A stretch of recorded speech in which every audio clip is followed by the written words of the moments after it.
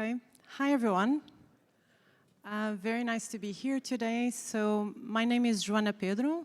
I'm leading the social and human rights thematic area at UNEP FI. And we have launched our social and human rights strategy last year. You can find that in our website. And one of the priorities that we've seen, which is, I think, it's been also spoken throughout the day, so it's clearly a priority that a lot of the different financial institutions have also seen, is this intersection between the social dimension and the environmental dimension, and the social and climate. So of course, climate change is quite intertwined with the patterns of inequality. Often poor and vulnerable communities are the ones more affected by climate change, even if they're not the ones necessarily contributing the most for it. Also, when we think about adaptation and mitigation, often these measures will also lead to impacts to the more poor and vulnerable communities, if not properly thought through. This intersection, one within social and environment and climate, was also quite strengthened last year when in June last year the UN General Assembly have approved that a healthy environment is actually a human right. So that has been for a while in the making, and it was unanimously approved as a human right. So here today we're trying to unpack a bit the social risks of climate change, and it's already so complicated when we want to, challenge when we want to tackle climate change and how to tackle both climate change and the social risks. So to help unpack a bit these challenges, I'm joined here by Jonathan, who is the Chief External Relations Officer at FanCity, also by Chad Park, the Vice President Sustainability and Citizenship on Corporators Group, and Ashley Owens, who is Deputy Director at Shift. So thank you so much for joining me.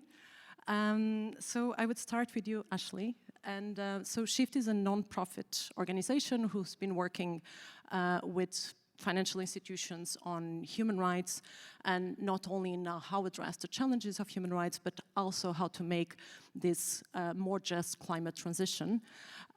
So what do you see to be the biggest risks on the climate transition at the moment, and how do you see the role of financial institutions on it? Sure, and thank you very much, Ashley from Shift. I'll be brief on the first part of that question and maybe a little bit longer on the second part, but I think all of us here know that we're talking primarily about exacerbating existing vulnerabilities. And when we're thinking about people who are affected by the transition, by other elements of climate change, we're talking about people who are already in a position of relative vulnerability in their geography, in their sector, et cetera. So I think a lot of us think, first of all, about job losses and the way that they impact upon low-income workers. We can think about technology becoming obsolete as we move towards more climate-efficient technologies, government policies that limit the conversion of land into agricultural land, for example, stranded assets and extractives. We might think more broadly and start to think about the impact of things like consumer boycotts, of imported produce, for example, if there's emissions associated with those, and thinking about how that all traces back to impacts on vulnerable workers.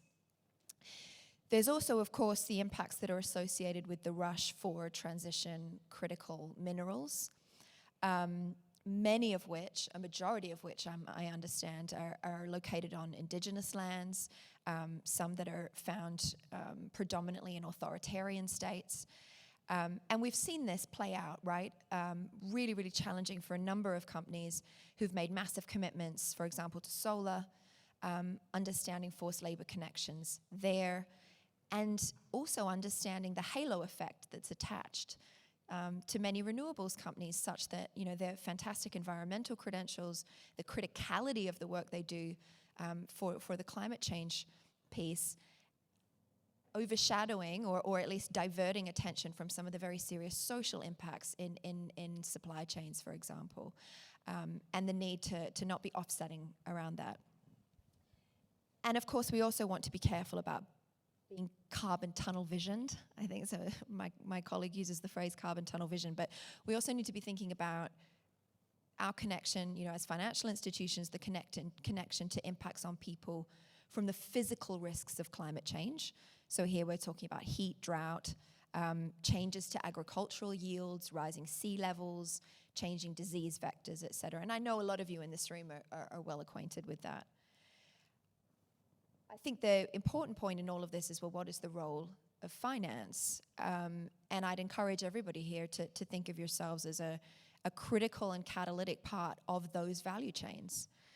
The importance there of educating people within the organization about the risks, about existing mitigation measures, emerging good practice from banks and from companies, right? From insurance companies and from companies. We were talking earlier about transferable learnings and how so much of this can be transferred from one industry to another. The role of finance is to assess potential risks to people with which they're associated in the portfolio, engage with higher risk, set expectations, and follow up.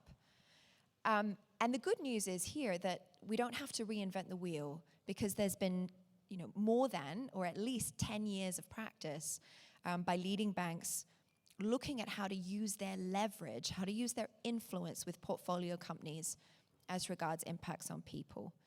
So we have some amazing examples to draw from of built expertise, of sector policies that incorporate these kind of expectations, of enhanced due diligence questions for clients, client photo processes that take place once a year, evaluating client progress against these expectations. Leverage worksheets, leverage accountability tools for relationship managers. So there's been a lot of work amongst financial institutions pushing out this engagement work to the front line. So I'll leave it there, but really looking forward to hear what my fellow panelists have to say as well. Thank you so much. So looking at you, Jonathan, so Vancity has put this equitable transition as a part of your climate commitments. So if you can speak a bit about on how that translates to your general operations, to your day-to-day work, and how we put it there. Yeah, thanks for that. And I love carbon tunnel vision. It really resonates. And I think in a few of the things that we think about a lot, I'm going to step back and what we think about when we think about who we're talking about can sometimes shift. And so, we did some research, and keep in mind, this was probably about a year ago that we did this research, so before interest rates increased, before inflation, the way we've seen it. And we asked people across Canada, in the past 12 to 24 months, have you been affected by an extreme weather event? And we define this quite narrowly. So it's like, this is not just, you were late for work. This is you were significantly affected. Across Canada, the number was 19%. British Columbia was 30%. Then we asked people, subset of that 30% and of that 19%, how many people characterize themselves as under financial stress? 57%. So right there you have what we're talking about. People who are affected today by climate, who do not have the resources to be able to manage through it. We're seeing it in our day-to-day operations. Those, we're based in BC. I'm based in Vancouver. For those who are familiar with Canada, or familiar with BC in the past, well, let's say 12 to 24 months, we had, we're redefining weather. We had what we called a heat dome, which was a period of intense and extreme heat.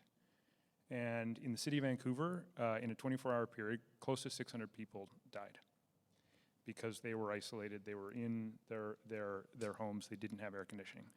We had an atmospheric river which led to significant flooding. Farms overnight literally lost their livelihood. And so we're seeing this in a way that isn't the people we serve. We call them members for a financial cooperative. Our members coming and saying, I'm affected by climate change. They're standing in front of the wicket, their voice wavering, saying, I've lost my livelihood. Help me. And so we're working through, in a very operational level, how do we restructure their financial reality in that moment. We're also looking ahead to how we get ahead of that problem. And so following the heat dome, we launched a program where if you're an owner or operator of an affordable housing project, we will give you an $80,000 grant to retrofit your multi-tenanted building. And we'll work with you on the financing because we know it's going to be a much bigger project than $80,000. And then we're trying to figure out what can we learn from that to scale more broadly across the country, because we know, again, 30%, 57%, that those who are most affected are least able to make those changes. We're also working with First Nations. We've actually got a pilot program where we're paying to install heat pumps with the Musqueam First Nation and just trying to understand what the impact and the outcome is that. We're working with them on energy efficiency. We're also trying to figure out, how do we look ahead from the true equity question? How do we make sure that the workforce that is emerging from this is more equitable than the one that exists today? The economy of tomorrow that emerges from this is more equitable than today. So we're making investments in skills training for women, for people of color, so that the trades that are emerging from this are representative of what we're trying to talk about. I can probably go on, but I see the timing goes. But I think at the end of the day, what we thought was an academic exercise about thinking about the intersection of climate and social policy and equitable transition is here today, and certainly here today in British Columbia with our membership, and we're having to deal with it in ways that don't have the words climate change attached to it. It's more, how are we serving our members through times of volatile change? Thank you. And when you mentioned these products that you're delivering, and how do you see, what are the biggest challenges in putting that forward, in advancing with that agenda? There's how long you got? 30 minutes. Yeah, well, there's other people on the panel. I think they want to talk. No, so I mean, there's a few. Timeline is the most obvious, the urgency of change and the decisions that are getting locked in today because things aren't in place. So that's a big one. Reliance on government. We've made a commitment to get net zero by 2040 across our financed emissions. We've modeled that out. 80 to 90% of that is reliant on public policy. 80 to 90%. So we can invest as much as we want, but we still need the public sector there as partners and seeing it through. So we spend a lot of time in government relations and advocacy work to try and make sure that we've got enabling policy. Complexity for homeowners. I've just gone through a period of decarbonizing my home. I pulled out a perfectly working natural gas furnace and stove just to see what it was like, and it is not easy to understand how to go through it. There's a problem with contractors and supply chains. Even if everyone wanted to electrify tomorrow, we don't have the contractors, we don't have the right supply chains. We've got to mature that, and quickly. And the last thing I would say, well, two last things actually. One is social justice groups, the ones who are usually at the forefront of this work, don't see themselves in the climate conversation, or at least the ones that we deal with. When the conversation is about climate, they are off solving the much more pressing problems of today. And so we need to broaden this conversation so that it is much more inclusive, and ensuring that the insights of those who are much closer to the communities that we're seeking to serve are included in a conversation that really is not about climate and weather, it's about people and resilience. And so I think I'll leave it there. Thank you. That's very interesting. I think, Chad, from your side, so insurances are seen as having an important role. Oh, sorry, I didn't have it. Sorry. So insurance are seen as having this important role because of your experience in assessing and mitigating, identifying, assessing and mitigating impacts. So from corporators' perspective, what has been how do you use this knowledge to try and address the social risks of climate change? Yeah, I'm thinking about sort of an obvious part of my response to that question, and then maybe a part that's not so obvious. So I'll start with the obvious, which is the role of an insurance company is very direct. When a client faces a disaster, we're there to help them with the claims and with the cleanup and so on. So that's a very obvious thing. And because of that core business, really that's about risk.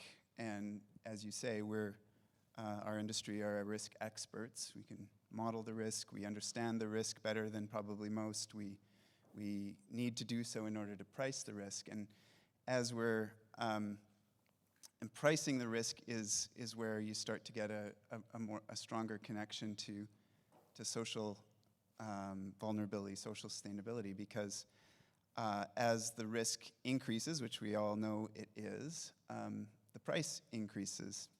Insurance is repriced every year, and so really what we're talking about here is an affordability challenge, and that is a social challenge. So we're on a trajectory where insurance is going to become even less and less affordable, and so that is that's not the path that any of us would want to go down. It's certainly not the path the Cooperators wants to go down as a social purpose, cooperative organization. Our social purpose is financial security for Canadians and our communities. So climate change is a direct threat to our social purpose. It's a direct threat to our reason to exist. So that whole realm of risk modeling, advocacy, based on that risk modeling, being involved in the mitigation side of this as an asset owner, for example, and so on, is all really important. But I think it'll set up the part that I think is less obvious, maybe for everyone, and that's really about our role as investors. So our CEO, Rob Wessling, has sort of challenged us to, with the notion that based on what I just said, we're not going to be able to insure our way to the solution here. We need to look at insurance as part of the solution, but we also need to look at what other levers we have as an industry and as an organization. And one of the big ones we have is our investment portfolios.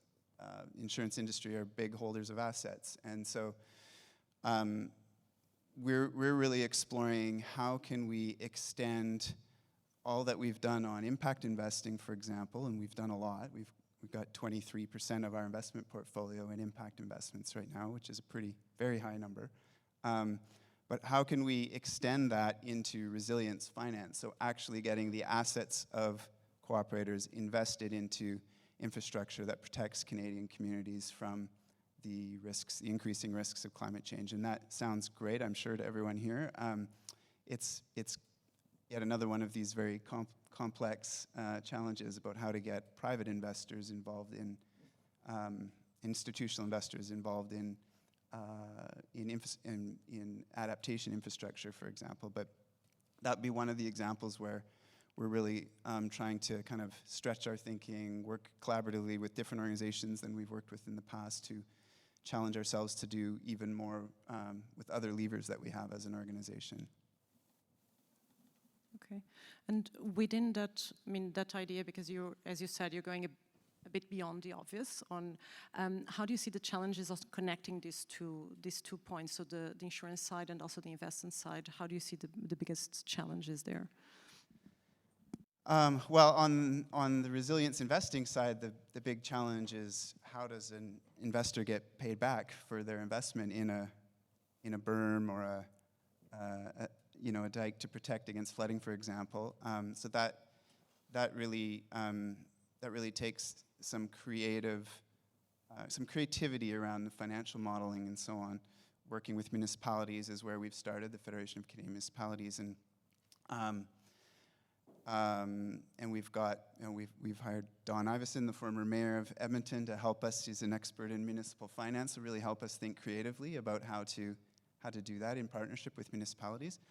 But just to connect it to social vulnerability, if you think about it, with resilience investing, there's a real risk that as we're trying to create a model that can generate some kind of a return as an impact investment, like a resilience bond or something like that, that we're talking about trying to generate a cash flow from an intervention, and there'll naturally be, if only left to the market, a tendency to try to go to higher property value neighborhoods, for example, where the return on the infrastructure investment, the resilience investment, is more obvious. Where you've created a protection against a higher value property. There's some value in that, and you can turn that into a return. But of course, that's not where we want to focus.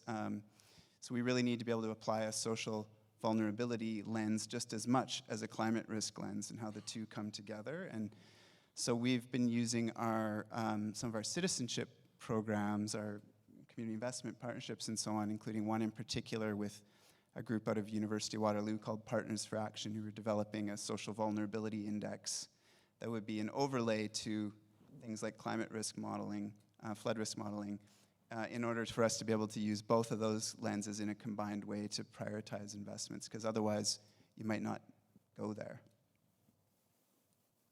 That's quite interesting, thank you. I think, Ashley, we've been speaking about these challenges, and I mean, as Shift works quite a bit with UN guiding principles of business and human rights, do you see that as a possible framework to support and to help this coming together with climate change and social risks? Yes, absolutely. What we don't want in this field, when you're all out there trying to think about climate change and just transition, adaptation from the lens of risk to people, is an unnecessary reinvention of the wheel, right? I mentioned in my first intervention, we have 10 years of practice, and that, it's now 12, that comes from the endorsement of the UN Guiding Principles on Business and Human Rights that happened in 2011, which is a pithy, 31 principles that sets out the responsibility of business, inter alia, the responsibility of business to respect rights and to conduct that due diligence cycle on risk to people. And we've had a great deal of practice that's followed from that can really and must, in fact, inform this space. And so, Chad, you were talking about vulnerability, and I think that initiative sounds incredible. The human rights lens is asking that very question: who is vulnerable, but also who is benefiting, right? From a transition-related project, you can look a little bit more carefully about who is actually benefiting from this. And my colleague was telling me about Zimbabwe and asking, requiring, in fact, more engagement in the value chain. You're not just going to extract and leave, you're going to process here as well, right? So there is that lens coming in. From the guiding principles, we also have guidance around how to identify sources of risk to people in the portfolio. So whether it's based on geography, whether it's relevant to the business relationships that portfolio company has, whether it's the business model that can exacerbate risk to people, right? So we have that framework to work with. Similarly, the UN guiding principles also set out a framework for understanding what a financial institution needs to do based on how it's connected to the risk. And for you, it's primarily either a case of you're linked to it, which means you happen to be connected through the value chain of a client, but you're doing nothing to make it more likely to occur. Or in fact, you've got to look at your own contribution, right? There might be something that the financial institution is in fact doing, potentially inadvertently, to make it more likely that the risk does occur, whether it's the way that the financing is being structured, it's the selection of clients, it's the offerings for particular clients. The UN Guiding Principles also brings in the concept of leverage. And we heard from Chad about levers, and these are the levers that we're pulling, and that is an example of leverage. Leverage is the influence you have. When you're linked to a harm, you have to use leverage. And there's a body of practice out there of financial institutions finding ways to build and use leverage with clients. Maybe it's on their own, maybe it's in collaboration with other financial institutions, maybe it's banks and insurance companies joining bodies like responsible sourcing of palm oil, et cetera, right? Being visible and present and active in bodies that represent, very important areas for higher risk clients. The guiding principles can also help us to move that lens from credit risk towards risk to people. They give us guidance on how to prioritize. They're very pragmatic. We get it. We have limited resources. You have massive portfolios. How do you prioritize in a robust and defendable way? So there's concepts there about severity of impact that help us to do that. Two more things. One is when we get to disengagement, right? We have a lot of critique of financial institutions and companies when they cut and run. The guiding principles bring in this lean-in approach for some higher risk portfolio companies? What are you doing to lean into the risk? What are you doing to use leverage? And when you do need to disengage, you can frame that around a lack of ability to build leverage. We cannot improve this situation, and therefore, we're disengaging, rather than, this looks like it's become a credit risk and we're out. And obviously, there's a lot of nuance around that, but I have 5 minutes. The other point, the final point I'll make on that is that the guiding principles also remind us that people's rights are not fungible. We can't offset the good from the bad. And I have had conversations with banks who tell me that the sustainability folks are sitting in transaction review committees, and they're being called upon by their colleagues, by bankers to justify the focus that they're placing on impacts on people from transition-related efforts or certain companies, and saying, well, we need this, right? We have to do this. So these people today are just going to have to suffer, for the people of the future. And that's a false binary, right? There's a reason it's a just transition. There's a reason we have to think about the E and the S and the G together. So the guiding principles also help us move away from this offsetting false binary conversation. And if that was a lot of information, hopefully on your tables, we released a publication in time for this panel on climate change and human rights, how to bring that nexus together. So if you're interested, there's a QR code you can have a look at there, and it's in draft form, so we're always grateful to hear your feedback and whether it resonates in the practicalities of what you're at the forefront of doing. Thank you, Ashley. So I think we had here quite a few recommendations on how to work towards a just or equitable energy transition. From your side, both from insurance and banking side, so which recommendations would you give for the sector towards this equitable transition? Choose. Yeah, I'm happy to start. I think. We find ourselves in what I observe as kind of an interesting moment for both of our sectors. I think we have been, as you rightly point out, very good at adjudicating financial risk and allocating capital accordingly. If we are successful in doing what the world is asking us and needs us to do, we will be in the midst of a transformation of our economy. And that makes the decisions that financial institutions make and insurance companies make on a daily basis proxy policy decisions. Who gets financing and why starts to become the leading edge. I started my career in journalism. The first draft of history was what we always like to call journalism.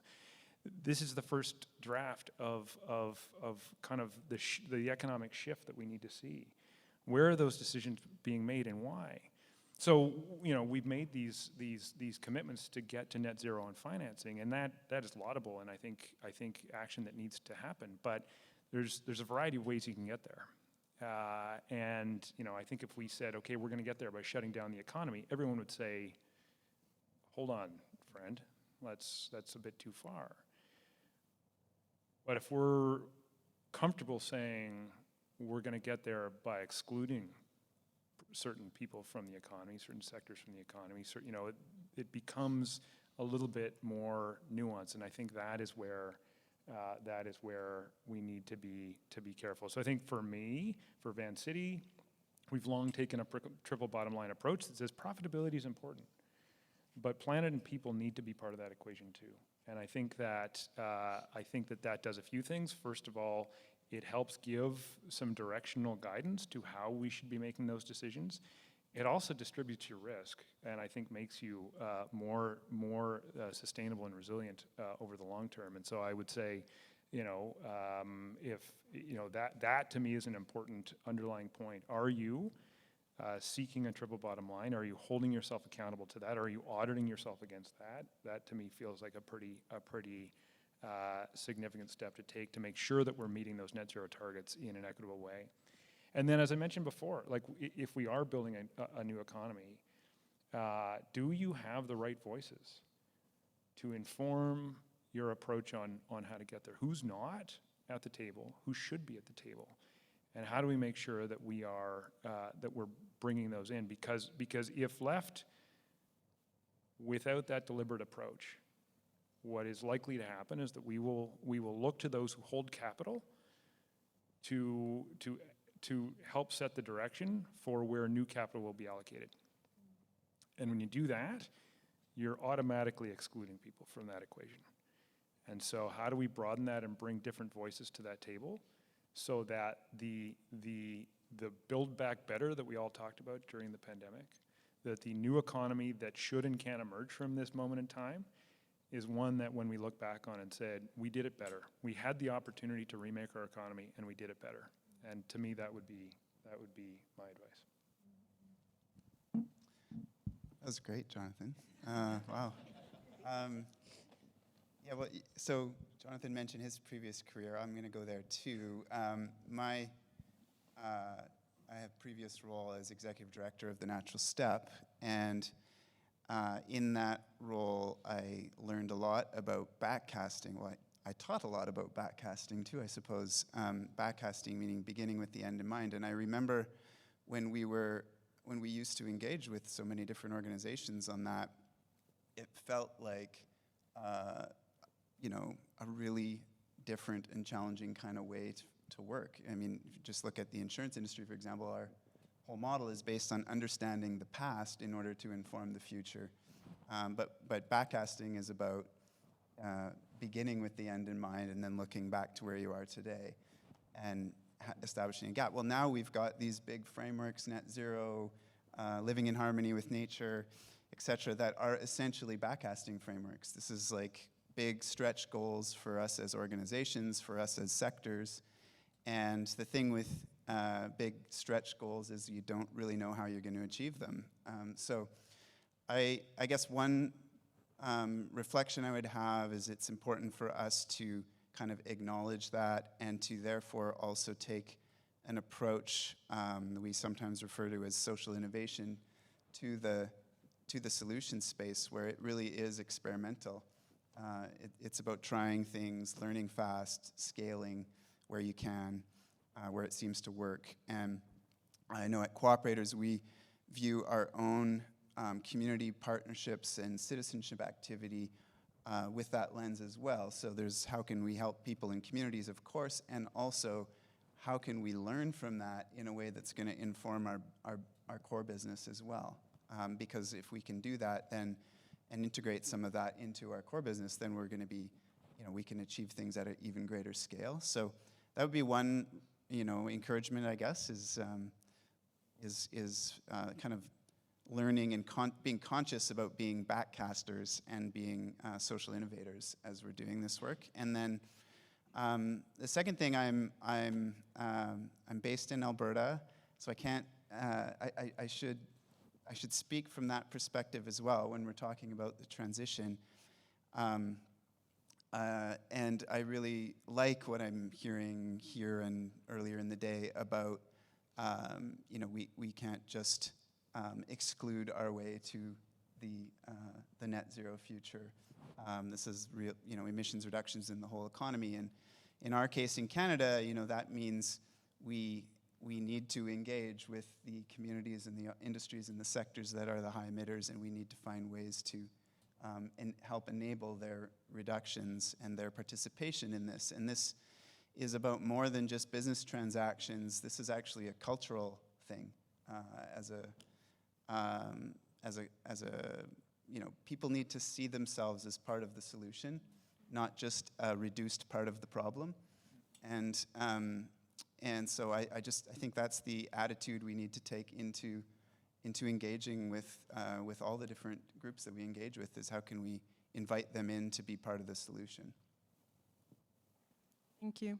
So I think when we say about addressing social risk, it would also be about finding the social opportunities within the transition. So I think that's also one of the paths. We'll have some time for questions, actually. We were very fast. I'm not sure if,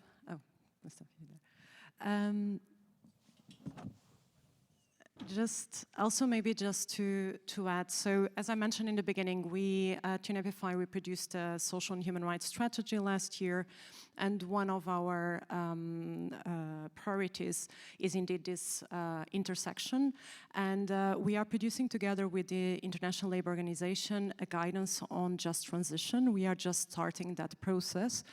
It's a global guidance where we're trying exactly to bring to the table, in one hand, our members, so this guidance is for banks and insurances, and we're bringing to the table banks and insurance that want to participate on that discussion globally, but also bringing as an external committee from different perspectives, from civil society as well, and to really have these discussions, to really sit in the table together from the industry, from outside the industry, from the affected communities as well, and to try and understand and put tangible recommendations on what can the financial sector be doing on tangible things, so not just,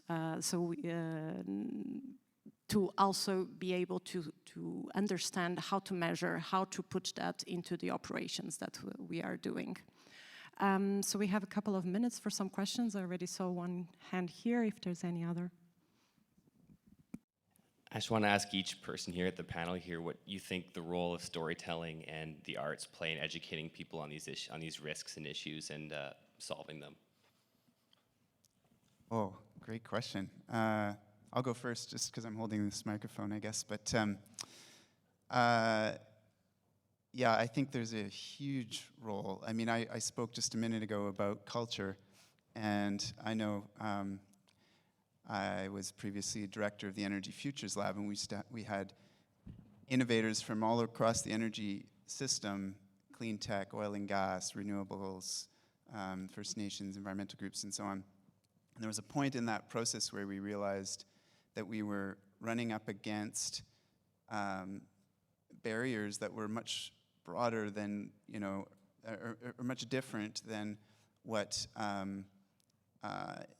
technology innovators or even public policy advocates could solve, because they were really about limitation or, challenges related to our imaginations and our sense of what's possible. So we actually created a process to work with arts organizations to bring artists into the Energy Futures Lab as co-fellows of the lab, working alongside the technology innovators. And that was, I think that's just one story or one example of, the broader point that there's huge opportunity in getting, this mantra of no numbers without narratives, no narratives without numbers. It's easy in the finance community to get stuck in the numbers, but numbers can, they maybe mean something to a lot of us, but with our clients, with our broader communities, stakeholders, in terms of the public imagination, numbers alone aren't going to do it. So I think working with artists on the narrative side of it is a huge opportunity. This is my second time in Canada. Is this working? Voila. This is my second time in Canada. The first time I was here was for a large conference for a big extractives company. And they were having challenges around visualization of problems. And one of the things that we look at actually at Shift is leadership and governance indicators of a rights-respecting culture. And empathy is a big part of that. And they, in order to foster more empathy amongst the leaders for Indigenous people's connection to their land and why, in an FPIC, in a free, prior, and informed consent conversation, there was some disconnects. What they put together was a narrative-based VR experience for people across the organization and leaders. And I had the opportunity to trial it. It was incredible. Suddenly I was standing on this sacred land in the middle of Australia, and I had in front of me people telling the story, Indigenous Australians telling the story of their connection to the land. And obviously, it brings it alive. And so I think when you have the ability to tap into empathy And the ability to use technology to do that, to use storytelling to do that, it can be incredibly powerful. Because at the end of the day, what we're talking about here, when we say social, we're talking about people. It's communities, it's value chain workers, and it's often, as we keep saying, it's the vulnerable and the hidden and the people that typically don't have their voice made accessible. You've hit me where I live. My undergrad's in film. I have another undergrad in journalism, and I covered. I was the legislative bureau chief at the legislature in British Columbia, and that's where I learned that things happen at the intersection of public policy, politics, and narrative. Great idea with no story, dead on arrival. Great story with no idea, it'll launch. Look out. I think there's a big role, we just haven't figured out what it is yet. Because I think right now, when people bring light to the fact that there is a problem, too many people see that as them being told you are the problem. So I think there's a role, and I think two things need to happen. We need to figure out how to talk about this issue in a way that's less judgmental and more inclusive, and also link that to tangible actions, because sometimes the tangible actions feel small, but on aggregate, they're pretty big. But I think I totally agree that there's a role to play. That's fine. Okay, I think we'll finish here. Thank you so much for joining me here. Thank you so much for listening in.